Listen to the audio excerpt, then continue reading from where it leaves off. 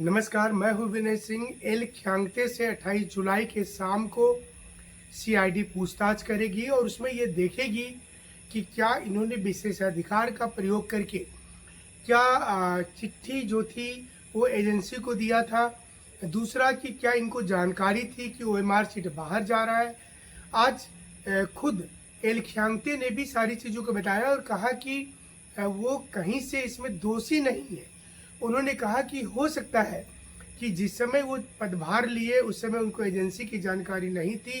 Agency बाद में black listed JSSC में हो गया है, लेकिन इसे लेकर सवाल उठेगा कि पहले से अलग अलग राज्यों में ये जो था एजेंसी ब्लैक लिस्टेड था, तो फिर अंत में इस समय में क्या हुआ। दूसरी जो महत्वपूर्ण चीज़ आ रही है जिसमें उन्होंने कहा है कि उनको उनका जो नाम इसमें आया है वो सब चीज़ का स्पष्टीकरण देना चाहते हैं, क्योंकि मुख्य रूप से होता है कि क्वेश्चन पेपर कहाँ छपा था और इसे देने में टेंडर प्रक्रिया का पालन किया गया था कि नहीं किया गया था। इसके साथ एजेंसी चयन करने में क्या अन्य सदस्य किसी दूसरे को चाहते थे क्या इसमें कोई भूमिका थी एल ख्यांगते साहब की।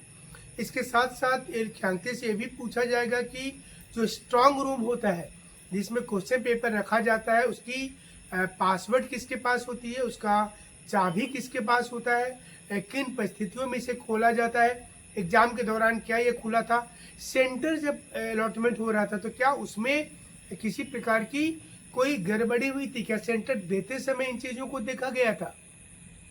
ये भी बहुत इम्पोर्टेंट है। ये तमाम चीज़ें बहुत महत्वपूर्ण हो जाती है, क्योंकि जब जेपीएससी के ऊपर इतनी दाग लगी हो, सीआईडी कल जब पूछेगी पूरे सवाल का तो उसका उत्तर एल ख्यांगते क्या देते हैं बड़ा इम्पोर्टेंट होगा। हालांकि आज एल ख्यांगते ने कहा है कि उनको बेवजह घसीटा जा रहा है इसमें। वो 2025 में जब आए थे उसके बाद से लेकर के अभी तक उन्होंने कोशिश किया है कि पारदर्शी तरीके से एग्जाम को लिया जाए और सभी वैकेंसीज को भरा जाए, लेकिन एफआरओ के सवाल पर वो क्या कल सीआईडी को बोलेंगे, एसीएफ वाले सवाल पर क्या बोलेंगे, क्योंकि ये पुख्ता सूचना है कि कॉपी जेपीएससी से निकला और जो स्टेशन के पास होटल था वहां पहुंचा, कैंडिडेट वहां रुके हुए थे, उनको लिखवाया गया। तो जेपीएससी जो है इसी कारण से जो प्रेशर पड़ा उनको और उन्होंने त्यागपत्र दिया।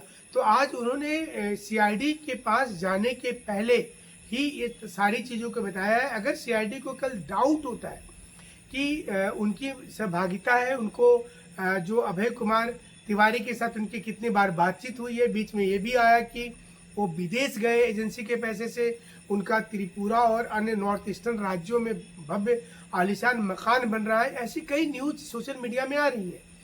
तो इसका वेरिफिकेशन कल होगा, सीआईडी क्रॉस क्वेश्चन करेगी सामने बैठा करके कि इसमें आपका क्या कहना है बताइए। तो 28 जुलाई बड़ा महत्वपूर्ण होगा और उसमें देखना होगा कि एल ख्यांगते को जो बुलाया गया है उसमें वो अपनी ओर से कौन कौन सी चीज़ें बताते हैं।